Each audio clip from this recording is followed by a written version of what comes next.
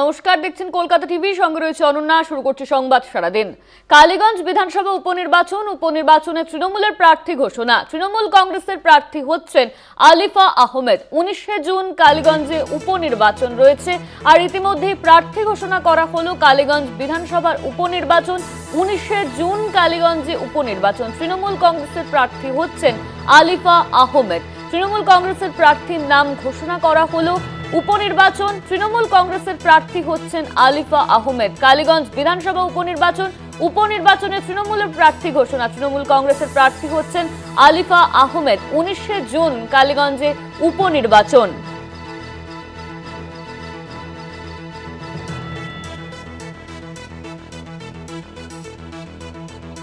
উপনির্বাচনে তৃণমূলের প্রার্থী ঘোষণা।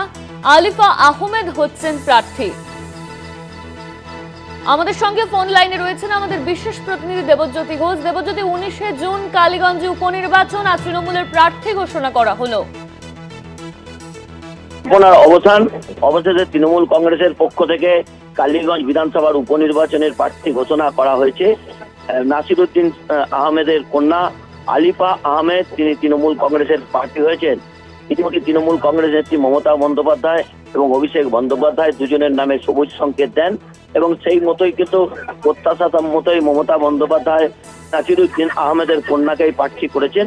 অত্যন্ত পরিচিত রাজনৈতিক মুখ এবং আইটি সেক্টরে তিনি কর্মরত, এবং অত্যন্ত শিক্ষিত পরিবারের কন্যা হচ্ছেন এই আলিফা আহমেদ। তার বাবার মৃত্যুতে আসনটি খালি হয়েছিল, তাই তাকে তৃণমূল কংগ্রেসের পক্ষ থেকে প্রার্থী করা হয়েছে। এবং অত্যন্ত গুরুত্বপূর্ণ যে এর আগে রাজনৈতিক আন্দোলন রয়েছে, তিনি এর আগে তৃণমূল কংগ্রেসের প্রার্থী হয়ে জেলা পরিষদের সদস্য পর্যন্ত হয়েছিলেন। অর্থাৎ একেবারে রাজনীতিতে তিনি নতুন নন, কারণ তার রাজনৈতিক পরিচয় ইতিমধ্যেই আছে। ইতিমধ্যে তৃণমূল কংগ্রেসের পক্ষ থেকে আগামী কাল থেকে তারা আনুষ্ঠানিকভাবে প্রচার শুরু করছেন। এবং অত্যন্ত গুরুত্বপূর্ণ নাসিরউদ্দিন আহমেদের একটা স্বচ্ছ ভাবমূর্তি, সেই ভাবমূর্তিকেই সঙ্গে করে তিনি লড়াই করবেন বলে কিছুক্ষণ আগে টেলিফোনে জানিয়েছেন। এবং স্বভাবতই কিন্তু কালীগঞ্জের মানুষ খুশি এই আলিফা আহমেদকে তৃণমূল কংগ্রেসের প্রার্থী করায়। অনন্যা, ধন্যবাদ তোমায় দেবজ্যোতি। আমাদের সঙ্গে ফোন লাইনে ছিলেন আমাদের বিশেষ প্রতিনিধি দেবজ্যোতি ঘোষ। কালীগঞ্জে উপনির্বাচন 19শে জুন।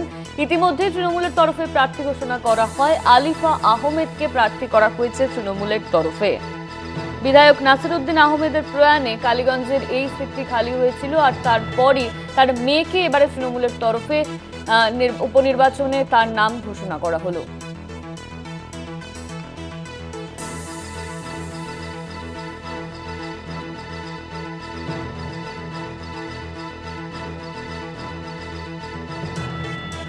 তৃণমূল কংগ্রেসের প্রার্থী হচ্ছেন আলিফা আহমেদ।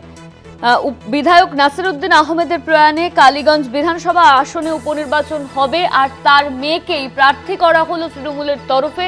কালীগঞ্জের স্থানীয় বাসিন্দারা তারা এই সিদ্ধান্তে খুশি। কালীগঞ্জ বিধানসভায় উপনির্বাচন 19শে জুন এই কেন্দ্রে উপনির্বাচন রয়েছে। উপনির্বাচনে তৃণমূলের প্রার্থীর নাম ঘোষণা করা হলো।